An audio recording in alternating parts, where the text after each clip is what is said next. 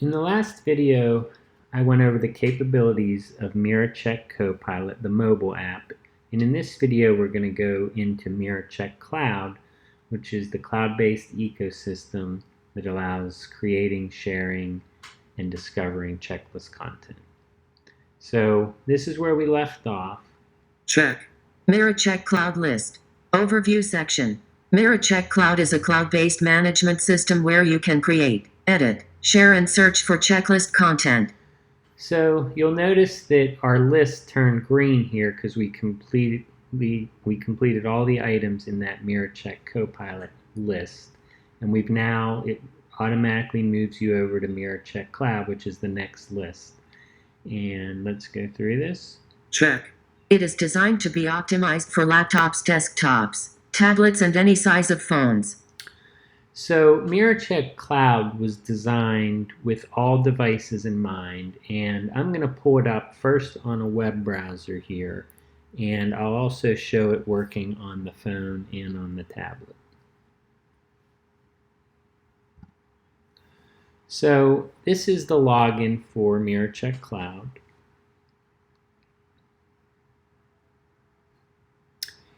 And when you first come in, you come to a home page where there are some featured checklists, some trending checklists, and some recommended checklists.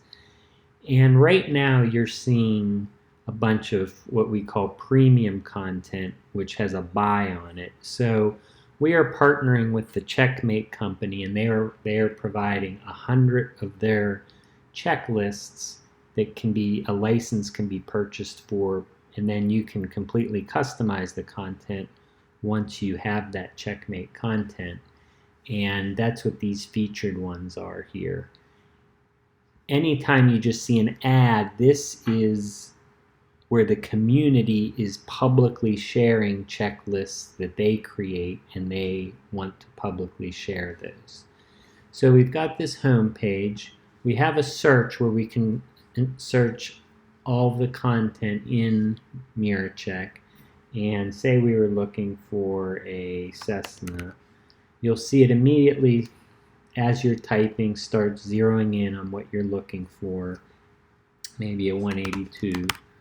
And there's some Cessna 182 checklists in the system.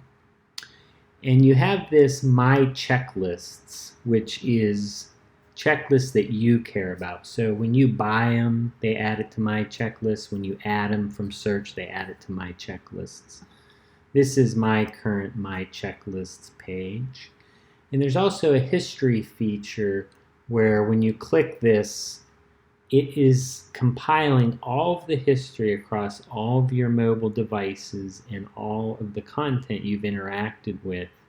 And you can actually see down to every little item you checked on and what you didn't check on and such for every checklist that you have.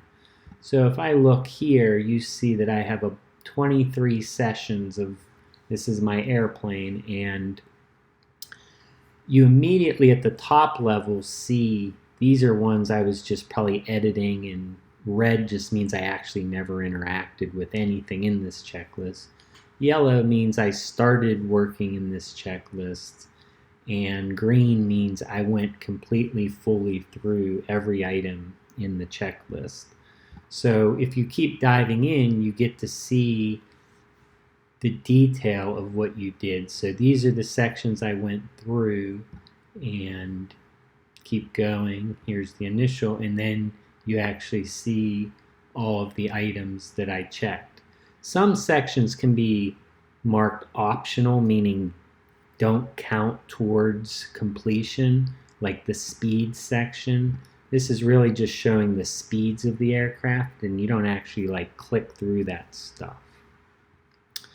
So let's go back to My Checklists, and you click on one of these cards and you enter the editor to edit the checklist content. And you get this editor where on the left here you have a tree structure of what we talked about before, the lists, the sections, and the items of a checklist. And here you can provide a lot of content that really drives what the user will see through the mobile app. So let's look at one of these items. For each item, you can enter a label 1 and a label 2. This is typically a challenge and a response, although it doesn't have to be. You can enter your detailed comments.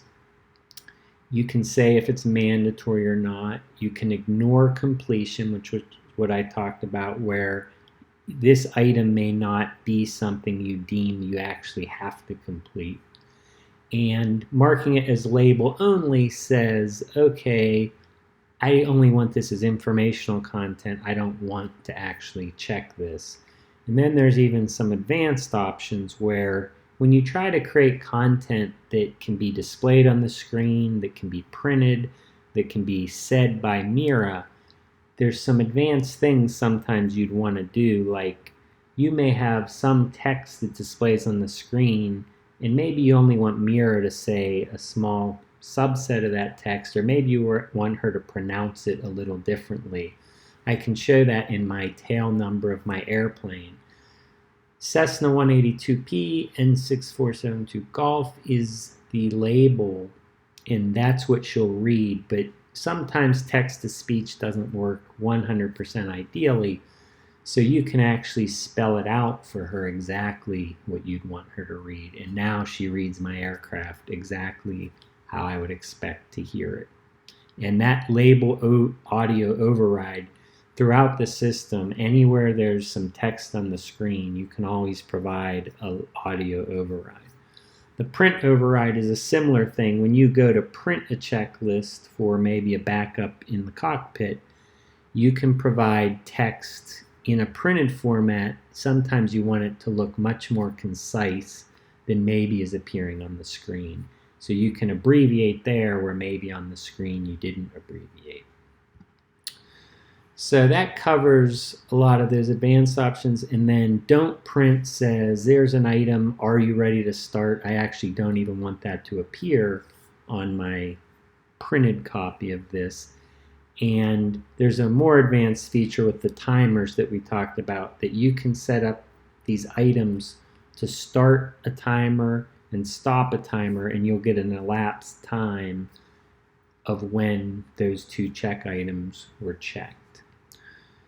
So the next one we'll show has where you can inject HTML tags into your content, and when you're building comments, you can put just HTML content in there, because that's actually a web browser that is showing the comments page, and you get an immediate preview of that right here. There's also at the label level, if we go to a label, you'll see that there's a preview here as well. You can use a syntax called Markdown, which lets you do rich text in a very concise way. So say I wanted to bold a word, you put double asterisk, bold word, double asterisk, and you immediately see it bolded there. You can put bullets by just putting like asterisk, bullet 1, asterisk, bullet 2, asterisk, bullet 3. So this allows you to use this markdown syntax to do some very rich type content in your checklist items. It has all the capabilities of creating this structure over here where you're adding new lists, you're adding new sections, you're adding new items. You can move items easily up and down. You can copy and paste and delete items. There's a great undo and redo in here if you go down a wrong path, and saving your checklist. And that's a pretty good overview of the pure editing view that's in MiraCheck Cloud. So now let me show you this on other devices. So I'm going to minimize this. And right from our mobile app, we can actually log in MiraCheck Cloud. It says we're not logged in. So we're logging in. And you might have seen it slid up this cloud directly on top of our mobile app. So this close button here it just slid it back down. You're still in that mobile app, and it basically slides the cloud editor right on top of it. So here on the phone, you're seeing that home page of the trending and the recommended. You can go and you can do full-blown searches here. So there's that Cessna 182 search. And you can go to My Checklists, and if you click on one of these, you get a different view because it's on a smaller device, but you're basically seeing the hierarchy of your items here, and there's a little edit icon on each one, and when you click that, you get into all that detail to be able to edit all the exact stuff that you saw in that web browser version. And let me just pull up the iPad version real quick.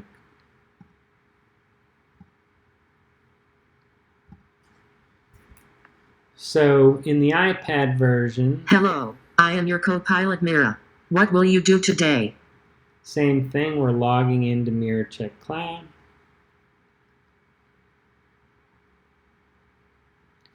And we're now going to My Checklist. We'll go to edit that checklist again. And the iPad has more real estate, so you actually see the tree structure on the left and your content on the right.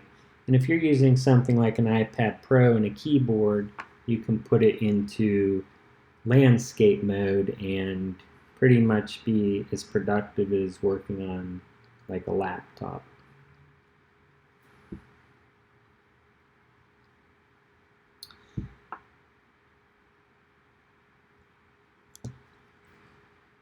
So let me turn that iPad back off.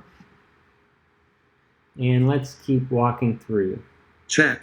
You can create checklists from scratch or search any publicly shared checklists. Check.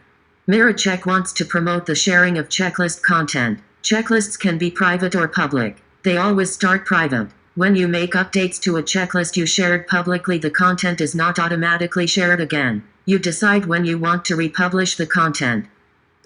So what she's talking about here is when we were in the cloud, and I can bring it back up, when you are in My Checklists, for each checklist you have some options here, and one of them you see this public republish and make private. So this little icon here is showing that I publicly shared this checklist, and since I publicly shared it, I can republish it if I make more updates to it, or I can bring it back and say I don't want it in the public anymore and I'm going to make that private.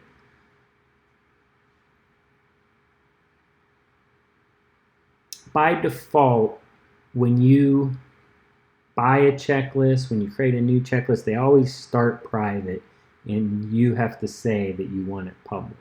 Check.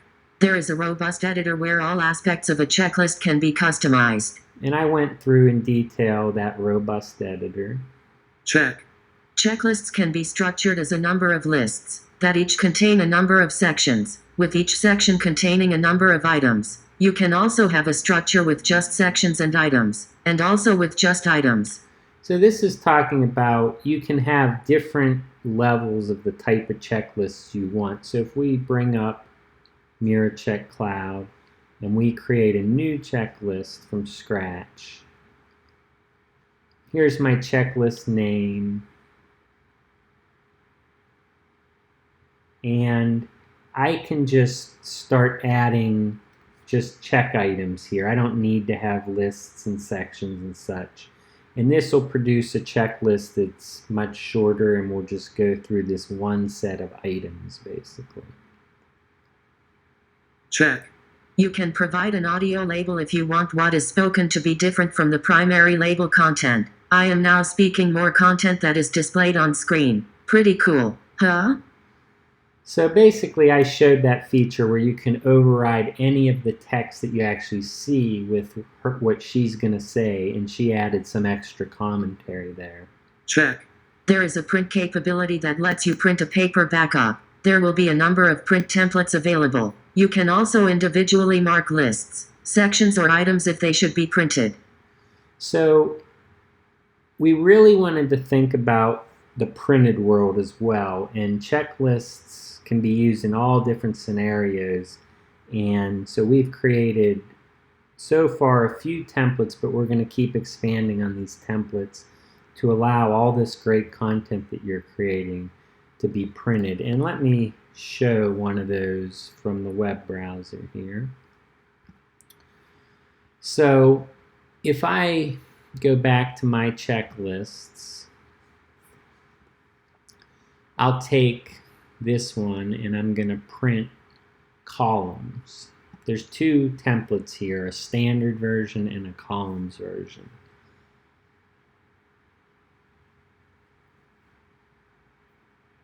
So it's basically, I'm going to put this on my desktop, and it's created me a PDF. And let's look at the PDF. So you'll see it created a very nice one-page, two-sided checklist of all the content that I created and customized in MiraCheck. And we're going to give some customizability features so you can tweak this type of print layout to your liking.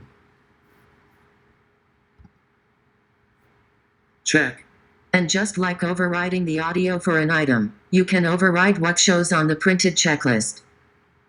So I showed that before where we just didn't even print the "Are you ready to start?" because that was just a voice command and something you typically wouldn't need to see on a printed checklist. Check. There is a history section that shows the history of every session of each checklist across any device where you interacted with the checklist. So I showed that history feature already as well, and that shows all of the data you've ever collected across all your checklists in one central place. So over time, you can actually look at and say, you know what, I have a bunch of items here, I've improved on this procedure, I don't need to go through them, it doesn't look like I check them anymore, and you can make your content better over time. Check. Congratulations. This concludes the brief overview of MiraCheck Cloud. So that concludes the demo of MiraCheck Cloud, and there's in the MiraCheck Quick Start, there's also a Getting Started section here that you Getting can go Started through. list. And this will walk you Skip. through. The first step is to register in MiraCheck Cloud. You can do this from within the mobile app by selecting MiraCheck Cloud on the menu or from a laptop desktop at http://checklist.miralawero.com. So this quick start shows you now, what do I do to sign up for an account, download the mobile app and such. So go download the mobile app, go through MiraCheck Quick Start and check it out.